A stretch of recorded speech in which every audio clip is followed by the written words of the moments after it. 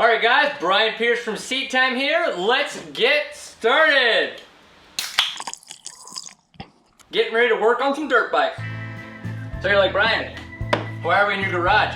Well, if you haven't been following me on Instagram, definitely go check it out on Instagram because of the fact that I've been trying to organize the garage a lot more. Granted, this is not the cleanest it's ever gonna be. It's probably never gonna be this clean again. I'm gonna keep trying. We're gonna figure this out, but follow along on Instagram as we kind of like go through the garage. But today, what we're gonna do is we're gonna work on getting the LiquidAider set up. So the LiquidAider is, they say, turn your helmet into a high power water fountain, right? So that sounds pretty awesome. So the whole idea here with this system is it is going to set you up to have a push button thirst nozzle in your helmet. So there's a setup that goes to your Camelback or your hydration pack, whatever you have there. In this case, I have a USWE, USWE, and it connects into the bladder and has a pump on it. And so there's a wireless button that you can get on your handlebar, and with that, it's gonna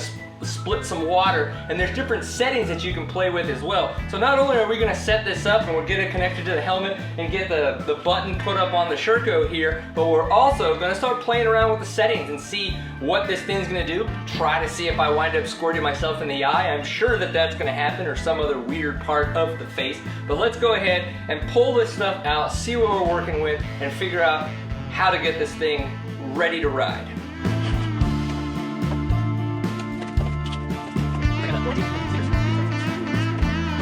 One of the things that's pretty neat is the instructions come like a little comic book. I think this is pretty neat, try to have a little bit of fun with it. I think the one thing I'd mention right off the bat is it's a little hard to read, but you know, here we are, having fun in the garage, trying to figure out what all this stuff says.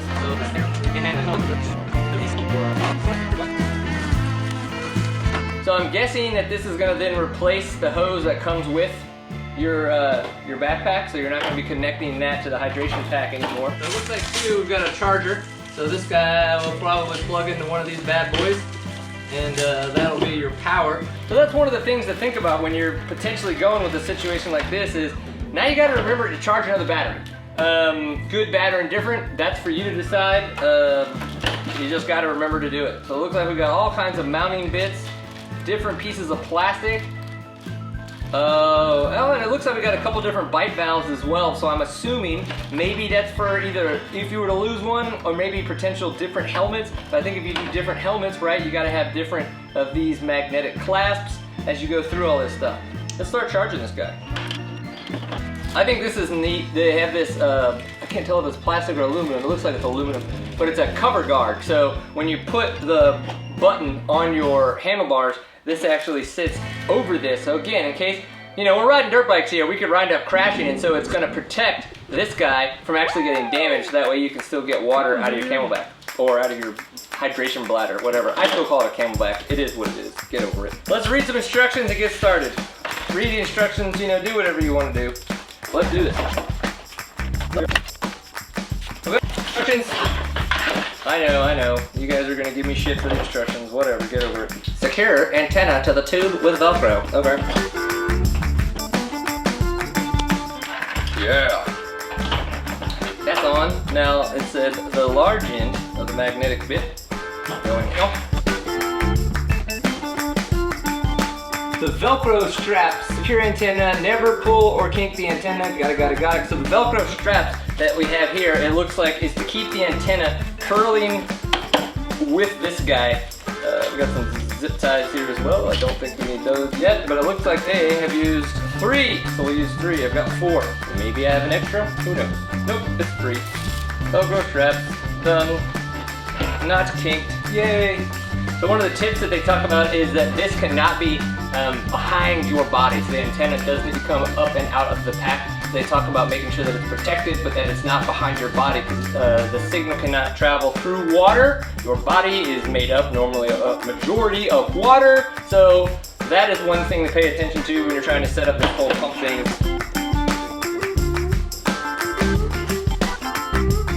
Clips between liner and shell. All right. So remember, this is the F2 carbon that I got. If you guys haven't seen the video about when I got some of this new gear and Liam and I went riding, put a link up there for that for you guys so that you can go check that out. Oh, and speaking of that kind of fun stuff, if you didn't notice my Come and Take It shirt, this is actually something that my wife designed. We've got a flag outside the house and everybody was stopping, taking pictures of it, so we thought, hey, let's go ahead and try to capitalize a little bit on that. So if you guys want to grab one of these t-shirts, the link will be in the description so you can check that out. Oh, okay, this is kind of interesting. So we'll see if this is a little ball joint essentially that they've made. So this is there's the ball there, and then this guy slips onto it, so that kind of creates the joint. And what you can do is you can move this. So once you have this positioned in your helmet, then you'll be able to take this guy and point it around. So depending on what kind of placement you're gonna have, or as well how you want this to work, there's different types of tips that you can use. But we're gonna go with the left on this one, just because this is gonna be more out of the left. So we'll go with the one that they sent, and then also the different nozzles are a little bit longer. So let's just go with the middle one on that, and we'll kind of see where everything winds up.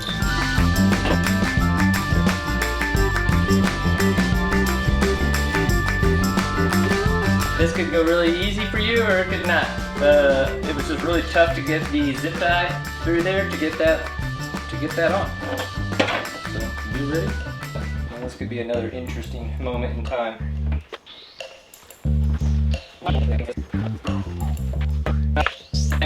So this is just not going to work very well for the Fly 2 helmet. You cannot get between the liner and the shell here because of the fact of the way that it's built. And then also when you try to get this off just a little bit to put this in, it just pops off, right? The cheek pad just pops off. Let's just get everything else going with the helmet. I may have to get some of the little 3M tabs to put on the sides here, and then just zip tie it to the outside of the helmet, or down here a little bit, so we'll play with that and see what we get. Battery pack, connected. The LiquidAider handlebar button never turns off. There's no on or off switch. Yep, there we go, got water. Primed. We gotta pair these guys though. Okay, so we're primed and we're pumped. We're splitzing water. It's a lot of parts and it looks a little confusing when you get everything, but in the long run it's pretty darn simple, right? You're figuring out how, just get everything paired, get everything set up, and then you're just gonna figure out how you want it set up on your motorcycle. So what I had there was, that was the hold, and there are different modes. So let's play around with that and see if we can get these different modes to do some funness for us. So they have a demand mode, a 2-second mode, a 3-second mode, and a 4-second mode. So we were in the 2-second mode, so I hit it and it went for 2 seconds. So now let's go to the 3-second mode and we'll hit the button.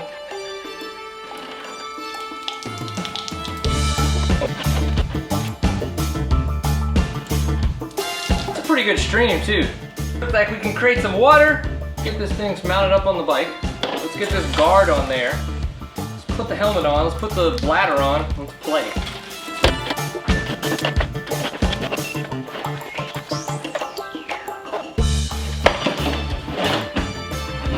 I think I'll do some like electrical tape to keep that antenna right there. That'll be a good spot for it. We got this guy all set up, right?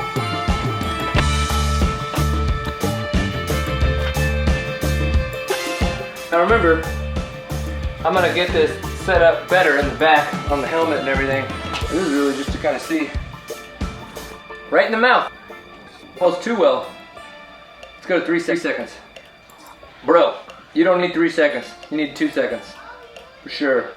I'm telling you, don't let it go straight into your throat.